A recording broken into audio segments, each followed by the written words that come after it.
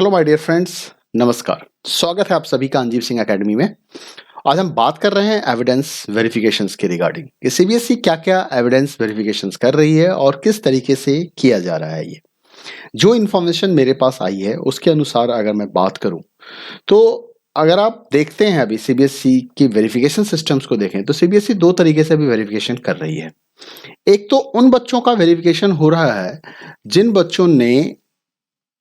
CBSE के अलावा किसी और बोर्ड से एग्जाम दिया था, जिन बच्चों ने सीबीएसई के अलावा किसी और बोर्ड से एग्जाम दिया था, मतलब नॉन सीबीएसई बोर्ड, तो उनके 10th के मार्कशीट की वेरिफिकेशन हो रही है। जैसे कि स्कूल वालों को कहा गया था 10th के मार्कशीट को अपलोड करने के लिए, उनके डेटा को अपलोड करने के लिए, तो उसके बाद वो उस डेटा को वेरीफाई किया जा रहा है बोर्ड से डायरेक्टली। बोर्ड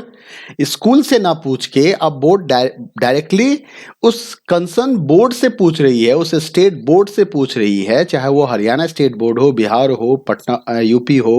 ओके, गुजरात हो, कोई भी बोर्ड हो, राजस्थान हो। साथ ही साथ नेपाल बोर्ड से भी क्वेश्चंस किया जा रहा है, जहां जहां के बच्चे हैं जिन्होंने सीबीएसई में एडमिशन कराया था 12th क्लास 11th क्लास में और 10th में उनका सीबीएसई बोर्ड नहीं था, तो उनके सबके मार्क्स की वेरिफिकेशन, मार्कशीट की वेरिफिकेशन की जा रही है बोर्ड के द्वारा। ठीक है, और बोर्ड को चिट्ठी लिख के ये सारा काम प्रोसेस हो रहा है और काफी तेजी से इस काम के ऊपर काम किया जा रहा है सो दैट कि बोर्ड अपने रिजल्ट के प्रोसेस को टाइम पे रख सके और टाइम पे डिक्लेयर किया जा सके।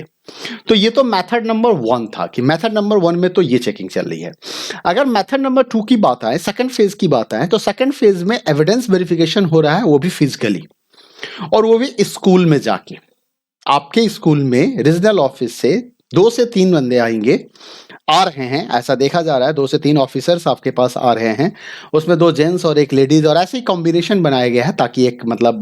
प्रॉपर बैलेंसिंग रहे। कई जगह पे स्कूलों में लेडीज प्रिंसिपल्स होते हैं, लेडीज स्टाफ्स होते हैं, तो इस चीज़ को देखते हुए उस टीम में एक लेडीज मेंबर को भी रखा गया है सो दैट कि वेरिफिकेशंस के सिस्टम्स में किसी तरह का कोई प्रॉब्लम नहीं आए। वो आपके स्कूल में आके क्या क्या वेरीफाई करेंगे, जो इन्फॉर्मेशन मेरे पास आई है, जो मैंने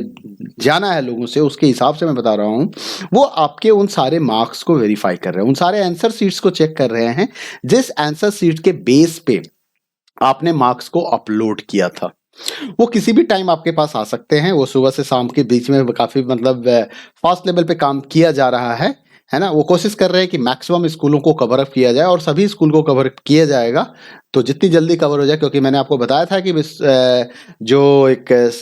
न्यूज़ आई थी, एक सर्कुलर आया था रीजनल ऑफिस के नाम से, उस सर्कुलर में ये मेंशन किया गया था कि 12 जुलाई तक ये रिपोर्टिंग हो जानी है और आज 11 जुलाई हो चुकी है, तो कल तक का देखते हैं, कल तक का टाइम है और मैक्सिमम स्कूल शायद एविडेंस वेरिफिकेशन हो भी गए होंगे और कई जगहों पे आ भी गए होंगे, कई जगहों पे आ सकते हैं, वो जल्दी ही आएंगे, आपके पास भी आ सकते हैं। तो ये है, हो सकता है 12 जुलाई तक ना हो तो 2-3 दिन और एक्सटेंड हो जाए,